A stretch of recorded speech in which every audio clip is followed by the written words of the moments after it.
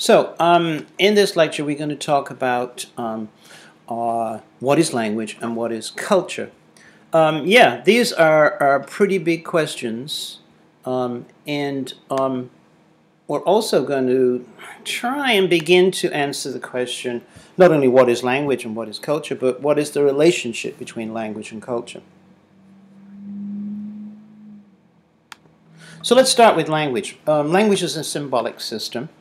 It consists of signs, and signs consist of a signifier and a signifier. What is signified? What is referred to? So the written form tree there is the signifier. Notice that's written, and you're also hearing the phonological signifier, tree, and that refers to the real world concept, notion of a real tree. That is what is signified. So that's the nature of a linguistic sign. Notice that the signifier often varies in different languages. In Italian, it's albero, which refers to the same concept, tree.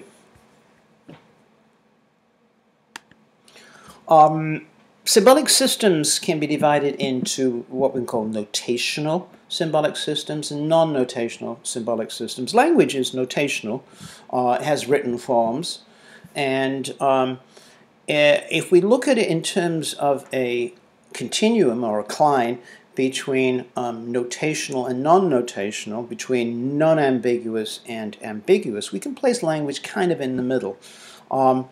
It's not that ambiguous, but there, of course, is a lot of ambiguity in language. What did he actually mean when he said, we spend a lot of time trying to work out what other people are trying to say, and we spend a lot of time trying to express ourselves and communicate our ideas. But if we compare it with, say, mathematical formula are very unambiguous. They're non-ambiguous. And also probably a little less unambiguous are musical notes. So those are two symbolic systems that are a lot more non-ambiguous than language. And there's a mathematical formula. I don't know what it means, but just about everybody in the world, whatever their language is, their spoken language is, will agree on what that symbolic system of mathematical formula refers to. And it's pretty unambiguous. 2 and 2 equals 4. You can't say, well, maybe, or not every day, or not where I come from. No, it's pretty unambiguous. Similarly with musical notes.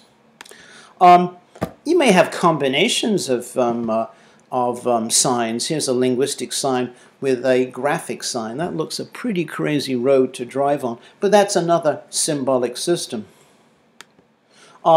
There's another symbolic system to do with a combination of the question mark in a drawing. Notice the gesture of scratching the head, which is probably very culturally specific to certain particular countries that use that kind of gesture as one of thinking, of maybe confusion.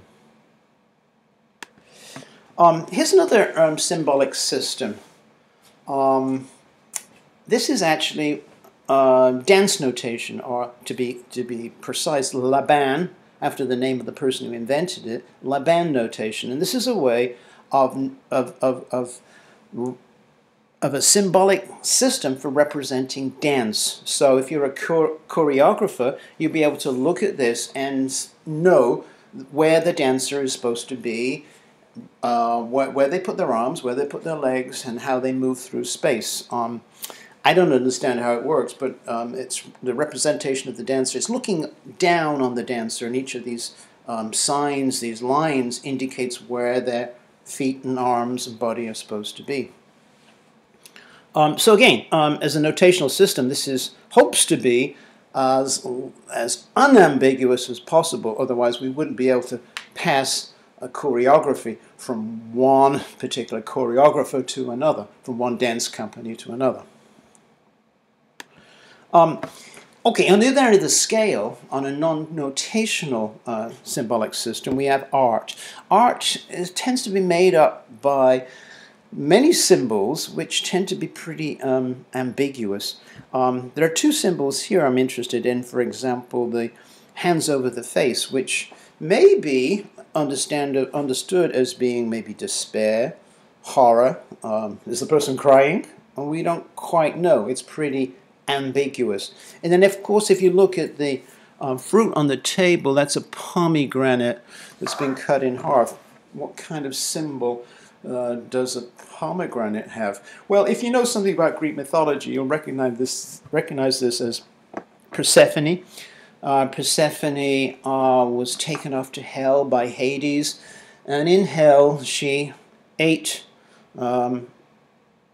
this pomegranate. She wasn't supposed to, and so she was cursed because she ate the pomegranate by having to spend 6 months in hell and 6 months up here with the rest of us. And this kinds of gives us the origin of the seasons. We have this horrible winter time, and then we have wonderful summer. So there's lots of symbols there. Some you may know, some you may not know, but on the whole, it's pretty ambiguous. Thankfully, language is not as ambiguous as this particular picture. We can talk about three elements of language. Language represents the world around us, so we can have sentences to describe that world. The cat sat on the mat. The sky is blue. The wall is yellow. The earth is round. These are all representations of the world, but what does it mean? What am I trying to communicate? And that's the most important. The second level of language, of course, is that it has a communicative value.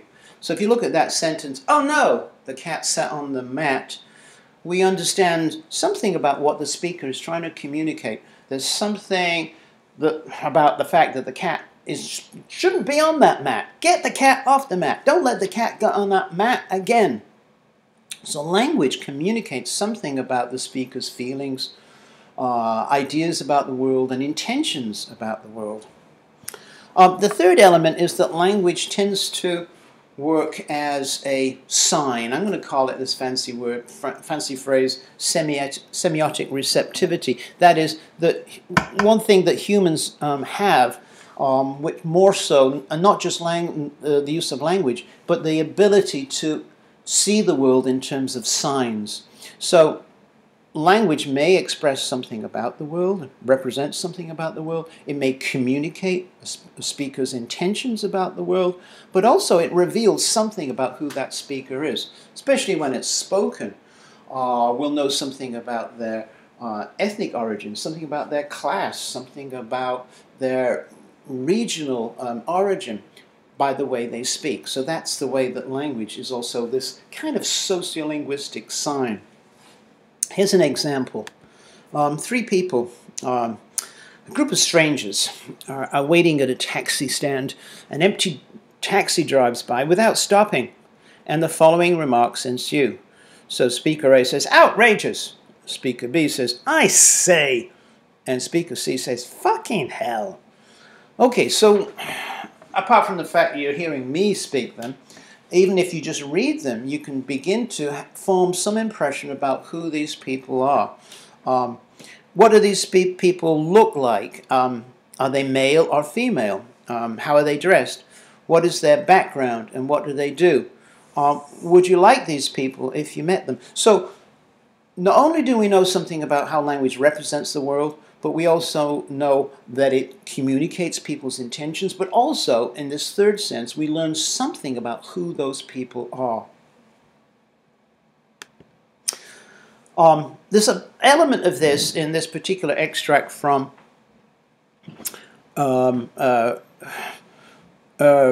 Fever Pitch. And so our Nick has, as a child, has had to go to bed, but he's desperate to know the result of the West Brom Arsenal game.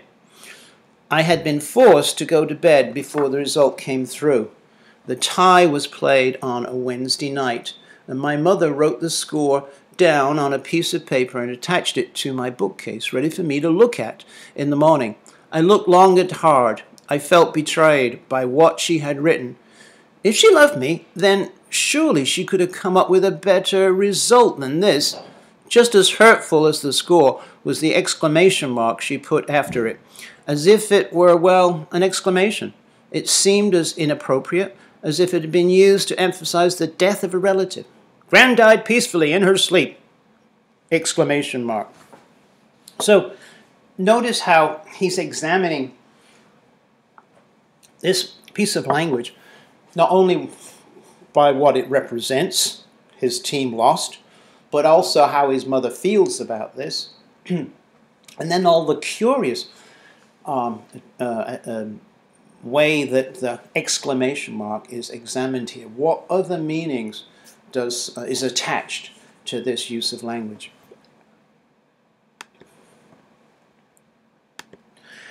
Okay, so the next big question is, what is culture? Notice that culture comes from the Latin word colere, and the equivalent of similar word in Latin for nature is nascere.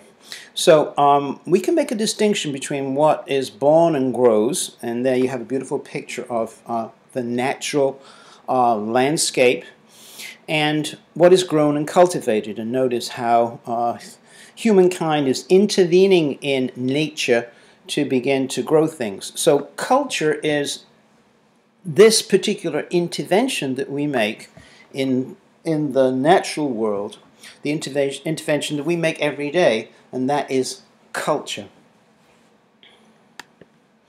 Let's see if we can get a little bit closer to that notion of culture through this particular poem by Emily Dickinson. I'll read it through, then we'll unpack it. It's a little difficult to follow, but it's essential oils, and the oils here are referring to this particular spray, this particular scent, which is attar of roses, perfume of roses. Essential oils are wrung, the attar from the rose, be not expressed by suns alone, it is the gift of screws. The general rose decay, but this, in lady's drawer, makes summer when the lady lie in ceaseless rosemary. So let's unpack that a little bit. Essential oils, the essence of roses, refers to this particular scent, are wrung, the attar, the perfume, the oils, from the rose, be not expressed by suns, that would be very natural, alone. It is the gift of screws, and the screws is referring to the particular press, the particular machine that extracts the oils. So you put the petals into the machine, and then you extract the oils.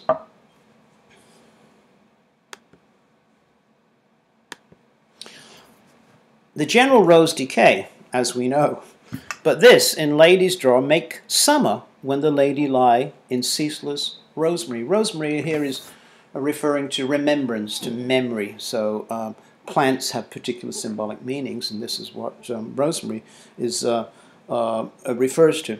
So roses decay, but because of our human intervention into nature, we can extract the oil of the roses, and have the smell of roses throughout the year, forever. So that's the nature of culture. It's that basic intervention in the natural world. So culture is about going from roses to essential oils. It's going from hair to hairstyles, and of course it's going from kicking to football. Most times when we think about culture, we tend to think on a very large level in terms of national culture as opposed to local culture. But culture, as I want to describe it here, is very much on this particular local level. Local culture becomes national culture when it's elevated to that particular level, and where everyone agrees that this is something to be preserved.